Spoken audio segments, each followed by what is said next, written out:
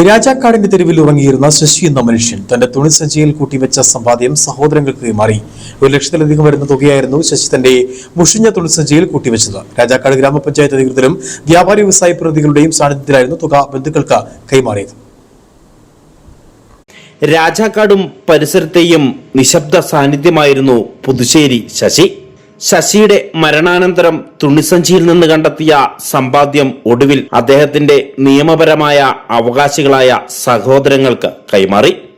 രാജാക്കാട് ഗ്രാമപഞ്ചായത്ത് അധികൃതരുടെയും വ്യാപാരി പ്രതിനിധികളുടെയും സാന്നിധ്യത്തിലായിരുന്നു തുക കൈമാറിയത്. ശശിയുടെ മരണശേഷം അദ്ദേഹം സാധനങ്ങൾ സൂക്ഷിച്ചിരുന്ന മുറിയിൽ നിന്ന് കണ്ടെത്തിയ 1,15,751 രൂപയാണ് സഹോദരങ്ങൾക്ക് കൈമാറിയത്.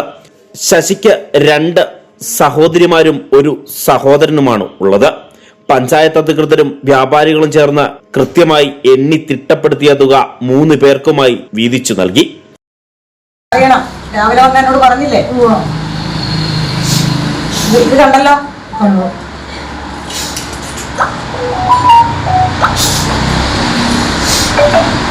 വർഷങ്ങളായി രാജാക്കാട് ടൗണിൽ പരാതികളോ പരിഭവങ്ങളോ ഇല്ലാതെ മറ്റുള്ളവരുടെ ദുഃഖങ്ങളിലും സന്തോഷങ്ങളിലും ഒരു നിഴൽ പോലെ ജീവിച്ച മനുഷ്യനായിരുന്നു ശശി. സ്വന്തമായി വീടോ കുടുംബമോ ഇല്ലാതിരുന്ന ഇയാൾ കടത്തിണ്ണയിലായിരുന്നു അന്തിയുറങ്ങിയിരുന്നത്. നാട്ടിൽ എവിടെ മരണം നടന്നാലും അവിടെ നിശബ്ദ സാന്നിധ്യമായി ശശി എത്തുമായിരുന്നു. വൃക്കരോഗത്തെ തുടർന്ന് തൊടുപുഴ ജില്ലാ ആശുപത്രിയിൽ ചികിത്സയിലിരിക്കുകയായിരുന്നു അന്ത്യം. ആരും അവകാശവാദമില്ലാത്തതിനെ തുടർന്ന് പഞ്ചായത്തിന്റെ നേതൃത്വത്തിലായിരുന്നു ശവസംസ്കാര ചടങ്ങുകൾ നടത്തിയത്. കഠിനാധ്വാനത്തിലൂടെയും മറ്റുള്ളവർ നൽകിയ സംഭാവനകളിലൂടെയും മാറ്റിവെച്ച സമ്പാദ്യം ഒടുവിൽ അദ്ദേഹത്തിന്റെ സഹോദരങ്ങൾക്ക് തന്നെ സുരക്ഷിതമായി എത്തിച്ചേർന്നു. രാജാക്കാട് ഗ്രാമപഞ്ചായത്ത് president Kingini Rajendran, vice president Benny Palakkatt, Joshy Kanyakuzhi, merchant association ഭാരവാഹികൾ തുടങ്ങിയവരുടെ സാന്നിധ്യത്തിലായിരുന്നു തുക കൈമാറിയത്. രാജാക്കാട് നിവാസികൾ എല്ലാവർക്കും ശശിക്ക് പ്രിയപ്പെട്ടവനായിരുന്നു.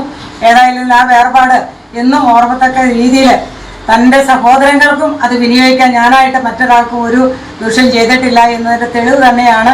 പാവം വർഷങ്ങളായി നമുക്കറിയില്ല മേടിച്ച പൈസ സ്വരുക്കൂട്ടി വെച്ച് അത് കൃത്യമായിട്ട് എത്തേണ്ട സ്ഥലത്തേക്ക് തന്നെ എത്തിക്കാൻ ശശിക്ക് സാധിച്ചിട്ടുണ്ട്. ശശിയുടെ ഓർമ്മകൾക്ക് മുന്നിൽ പ്രണാമം അർപ്പിച്ചുകൊണ്ടാണ് രാജാക്കാട് ഈ നന്മയുടെ കൈമാറ്റത്തിന് സാക്ഷ്യം വഹിച്ചത്.